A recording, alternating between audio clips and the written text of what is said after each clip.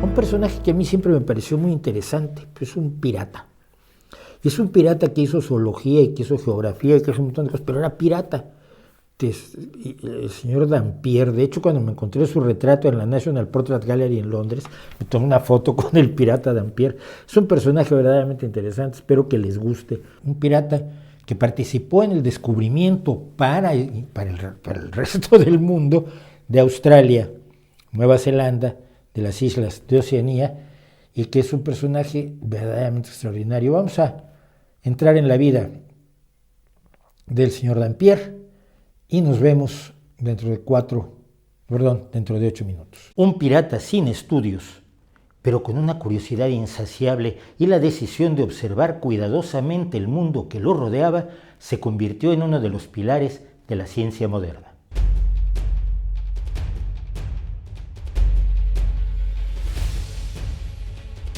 Resulta difícil menospreciar la enorme influencia y valor de William Dampier, y por lo mismo resulta igualmente difícil aceptar que sea uno de los grandes desconocidos de la historia. William Dampier nació en 1651 en el cenit de la era de la exploración. Quedaba aún mucho mundo por descubrir para Europa y las grandes potencias enviaban a sus capitanes a hallarlo y beneficiarse de ello. Motivado por una gran curiosidad, Dampier, hijo de un granjero y huérfano a temprana edad, decidió dedicarse a la mar. Aventurero precoz, Dampier viajó a Terranova y a las Indias Occidentales, hoy las islas del Caribe. Peleó en la Tercera Guerra Anglo-Holandesa en 1673, luego regenteó una hacienda en Jamaica y poco después alternaba la piratería con el trabajo de leñador en Campeche, México. En 1679 baja hasta Panamá, cruza el istmo del Darién y llega a Perú para dedicarse a la piratería en la costa oeste de América, desde Chile hasta California, y después al otro lado del Pacífico, en Filipinas, China y Australia, donde mientras se realizaban labores de reparación de su barco pirata, tomó notas abundantes sobre la flora, la fauna y los habitantes aborígenes. Después de fracasar como empresario en Sumatra y volver a la piratería, regresó a Inglaterra en 1691 como aventurero curtido y con numerosas notas y diarios cuidadosamente reunidos. En 1697, Dampier publicó su primer libro, Nuevo viaje alrededor del mundo, que sigue reeditándose hoy en día, pues logró llevar a la imaginación de sus lectores de fines del siglo XVII un mundo de aventuras y de hazañas variadas, erigiéndose en el fundador de la narrativa inglesa moderna gracias a su estilo, descrito como exento de toda afectación y de toda apariencia de invención o fantasía. El poeta Samuel Taylor Coleridge lo consideraba un hombre con una mente exquisita y recomendaba a los escritores de viajes que lo leyeran e imitaran. El éxito de su libro llevó a que Dampier escribiera el segundo volumen, Viajes y Descripciones, publicado en 1699, que incluía un tratado sobre los vientos y la hidrografía o medición de las aguas navegables. Dampier se revelaba allí como la primera persona que correlacionaba los vientos y las corrientes marítimas y el primero que hizo mapas integrados de los vientos. Si a ojos del público común había triunfado como un narrador extraordinario, los datos contenidos en sus libros lo situaron también como un verdadero experto en los mares del sur ante el almirantazgo británico, que lo llamó para consultarle sobre la forma más eficaz de explorar esas aguas llenas de promesas. Como consecuencia, ese mismo año de 1699 se le dio el mando del pequeño buque Roebuck y luego se le encargó la exploración de la costa oriental de Australia al mando del velero St. George. Dampier exploró y bautizó Shark Bay, la bahía del Tiburón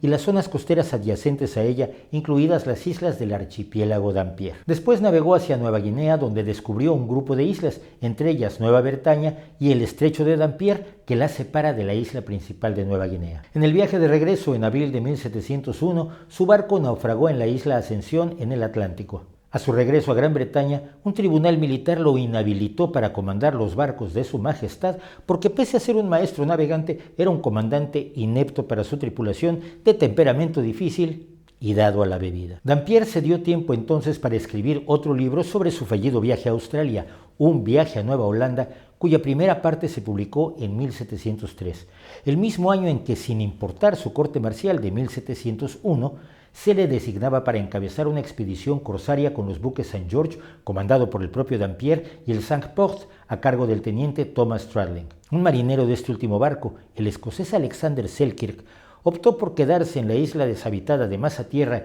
en el archipiélago chileno de Juan Fernández frente a la costa chilena, por desconfiar de la integridad del barco. Pese a circunnavegar el planeta por segunda ocasión en el caso de Dampier, la expedición fue un fracaso económico y volvió a la Gran Bretaña en 1707, donde Dampier escribió tanto la reivindicación del capitán Dampier sobre su viaje a los mares del sur en el buque St. George, publicado ese mismo año, como la segunda parte de un viaje a Nueva Holanda que se publicaría en 1709. Mientras tanto, entre 1708 y 1711, Dampier se unió a un nuevo emprendimiento como piloto del velero Duke, capitaneado por Woodes Rogers y con el que daría su tercera vuelta al planeta, convirtiéndose en el primer hombre en conseguirlo. En 1709 fondearon frente a Mazatierra, hoy llamada Isla Robinson Crusoe, y rescataron a Selkirk. La historia del marinero contada a su vuelta a Inglaterra inspiraría a Daniel Defoe, precisamente su Robinson Crusoe, publicado en 1719. Sin embargo, Dampier no conseguiría disfrutar el premio Dehesa, que fue la primera expedición exitosa en la que participó y que rindió beneficios por más de 200,000 libras esterlinas, pues murió en 1715, en la más absoluta miseria, 4 años antes de que los patrocinadores de la expedición pagaran su parte a los tripulantes. Sus obras, sin embargo, siguieron ejerciendo una poderosa influencia. Charles Darwin llevó consigo en su legendario viaje en el Beagle los libros de Dampier, a los que llamaba una mina de información. El uso del concepto de subespecie que inició Dampier y su descripción de las Islas Galápagos ayudaron a guiar las observaciones del genio. El naturalista alemán Alexander von Humboldt era otro admirador que acudió a la obra de Dampier como trampolín para su trabajo, y Benjamin Franklin elogió la precisión de las observaciones meteorológicas del pirata británico. Por su parte, las innovadoras tecnologías de navegación de William Dampier fueron estudiadas y aplicadas por sucesores como el explorador James Cook y el almirante Horatio Nelson, la víctima más famosa de la batalla de Trafalgar. Las cartas de navegación que confeccionó son de tal calidad que fueron utilizadas por la Armada Británica hasta bien entrado el siglo XX. La descripción que hizo Dampier del árbol del pan motivó el viaje a Tahití del Bounty, capitaneado por William Bligh en 1787, cuando ocurrió el famoso motín. Jonathan Swift, en sus viajes de Gulliver, inspirados en parte en las aventuras de Dampier, lo menciona como gran marinero y primo de Lemuel Gulliver. Los salvajes yahoos de la parte 4 del libro están basados en la descripción de Dampier de los aborígenes australianos. Gabriel García Márquez también menciona a Dampier en su cuento El último viaje del buque fantasma.